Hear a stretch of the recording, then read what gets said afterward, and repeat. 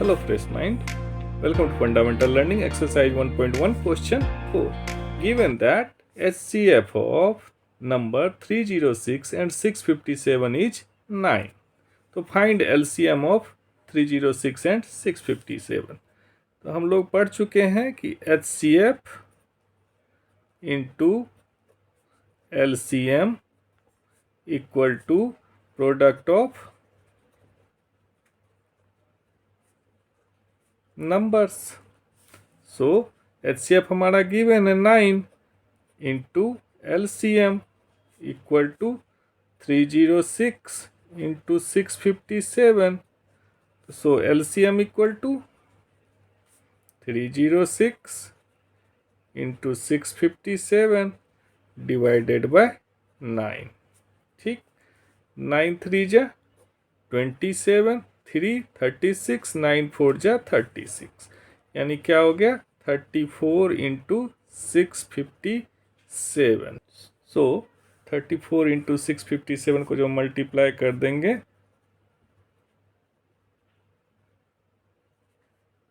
ये नंबर जो रहेगा ये इसका LCM हो जाएगा. ठीक है, next question, question number 5.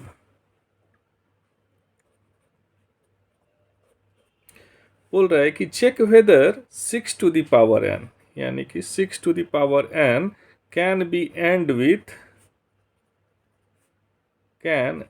with digit 0. तो हम लोग जानते हैं, हम लोगों ने पढ़ा हुआ है कि यदि कोई सा भी नंबर तभी एंड करेगा डिजिट 0 में टू द पावर n, तभी एंड करेगा यदि इस नंबर का prime factorization 2 to the power m into 5 to the power n के फॉर्म में हो. तो यदि हम 6 का प्राइम फैक्टराइजेशन करते तो क्या मिलता है 2 इंटू 3. यहाँ हम क्या देखते हैं कि 2 to the power 1 into 3 to the power 1 है, यहाँ 5 टू द पावर 1 अवेलेबल नहीं है. तो यदि ये नहीं है इसका मतलब हम जानते, we no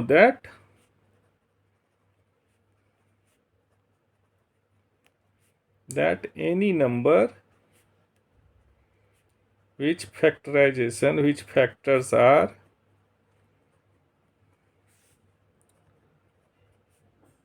2 to the power n into 5 to the power m, then only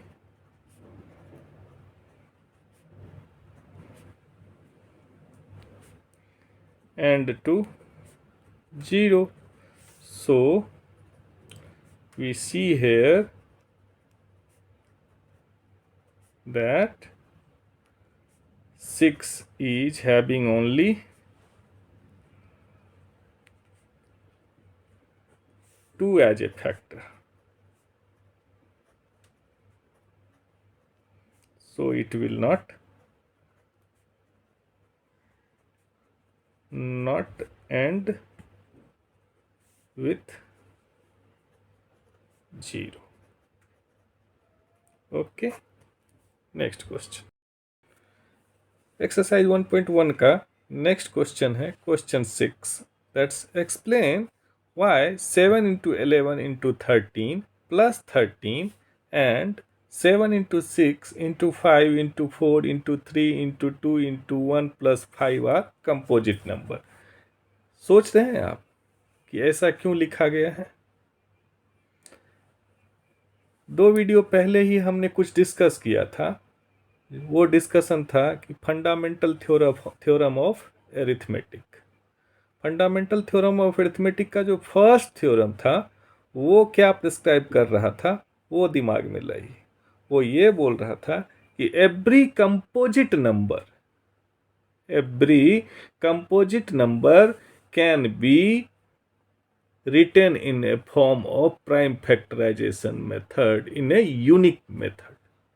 ठीक, तो अब हम देख लेंगे कि यदि ये कंपोजिट नंबर हुआ और उसको हम प्राइम फैक्टराइजेशन के रूप में एक्सप्रेस कर सकते हैं तब तो ये सर्टेनली जो है हमारा कंपोजिट नंबर होगा. यदि नहीं होगा तो वो प्राइम नंबर होगा. ठीक है, तो इसके लिए हम चेक करते हैं कि हमारा पहला नंबर है 7 इंटू 11 इंटू 13 प्लस 13. ठीक, अब इसमें से हम क्या करें कि 13 कॉमन ले लेते हैं। ठीक है, 13 अब हम इसमें से कॉमन ले लिए तो क्या बच गया, 7 इंटू 11 प्लस 1 इक्वल टू क्या हो गया, 13 77 प्लस 1, यानी क्या हो गया 13 इंटू 78 इक्वल टू 13 8 जा 104, 4 कैरी 10, 13 7 जा 91, 91 10 101, तो ये हो गया 1014। टोटल नंबर जब हम इसको किए तो ये हो गया 1014। 1014 को हम प्राइम फैक्टराइजेशन में करें तो क्या होगा, 2 5 जा 507, 3 1 जा 3, 2 3 6 जा 18, 3 1 जा 3, 2 3 6 जा 18, 2 3 9 जा 27। अब ये किससे जाएगा, अब जो है ये 13 13 जा 169 होता है 13 से। ठीक, तो ये हो गया हमारा इसका प्राइम फैक्टराइजेशन, यानी 1014 को हम ऐसे लिख सकते हैं कि 2 इंटू 3 इंटू 13 इंटू 13। तो इसका मतलब कि यदि हम इसको प्राइम फैक्टराइजेशन के रूप में लिख सकते हैं तो ये कंपोजिट नंबर है एज पर फर्स्ट थ्योरम ऑफ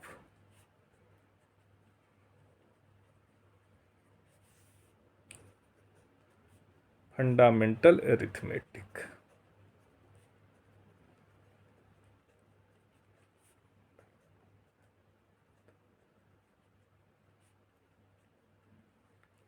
नेक्स्ट है इसी में हमारा 7 into 6 into 5 into 4 into 3 into 2 into 1 plus 5।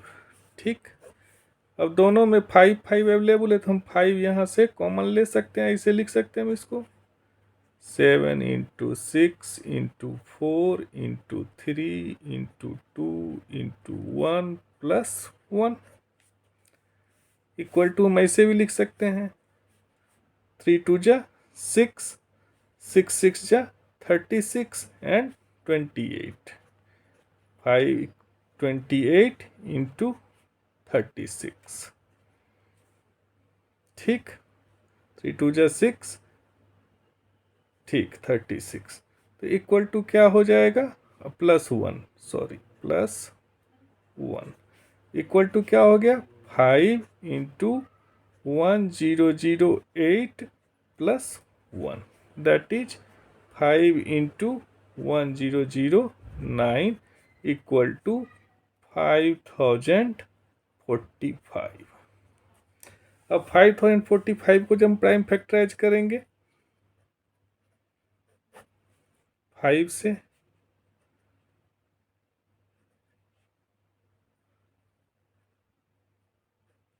ठीक ये हो जाएगा। उसके बाद 1009 को हम किस रूप में करेंगे कि प्राइम फैक्टराइजेशन हमें मिल जाएगा, तो 1009 को हम कर सकते हैं इसी के रूप में कि 1009, तो 1009 के हम नॉर्मल फैक्टराइजेशन नहीं कर सकते। इसका मतलब क्या है 5045 को हम ऐसे लिख सकते हैं 5 इंटू 1009, तो ये हम लिख लिए फैक्टर प्राइम फैक्टर के रूप में। यदि हम प्राइम फैक्टर के रूप में लिख सकते हैं किसी नंबर को, इसका मतलब वो नंबर कंपोजिट नंबर है। ये हमने एक्सप्लेन कर लिया। एक्सरसाइज 1.1 का क्वेश्चन 7 बोल रहा है कि there is a circular path around a sports field. हम मान लेते कि ये हमारा सर्कुलर पाथ है। ठीक, सोनिया टेक्स 18 मिनट्स, यहाँ पे सोनिया है, ये इसको कंप्लीट करने में 18 मिनट्स टाइम लेती है।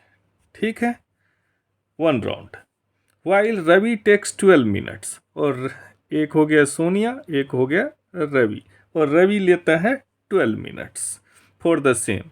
Suppose they both start from the same place, same point at the same time and go in the same direction, after how many minutes will they meet again? एक जो है सोनिया वो 18 minute लेती है, थोड़ी दूर चलने के बाद क्या होगा, रवि उसको ओवरटेक कर जाएगा। अब जो है पहले रवि यहाँ पहुंच जाएगा, सोनिया बहुत बाद पहुंचेगी, फिर रवि यहाँ आगे निकल जाएगा, फिर तो बोल रहा है कि सेम जगह पर सेम पॉइंट पे कितने मिनट बाद वो दोनों फिर से मिलेंगे।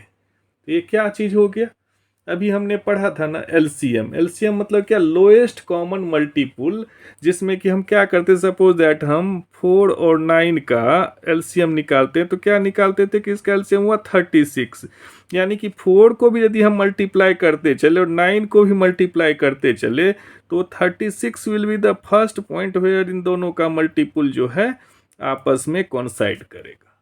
तो वही चीज हमें इसमें भी करना है। तो सोनिया लेती है 18 मिनट और रवि लेता है 12 मिनट। इन दोनों का हम एलसीएम निकाल देते हैं।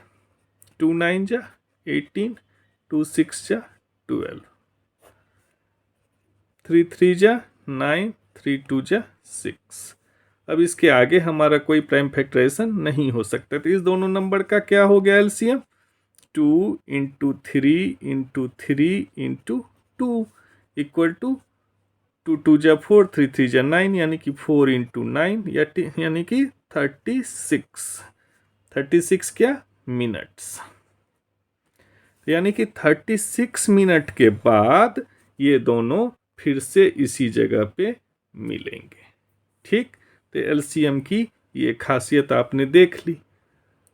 चलिए, इसी के साथ हमारा एक्सरसाइज 1.1 खत्म होता है। Thank you.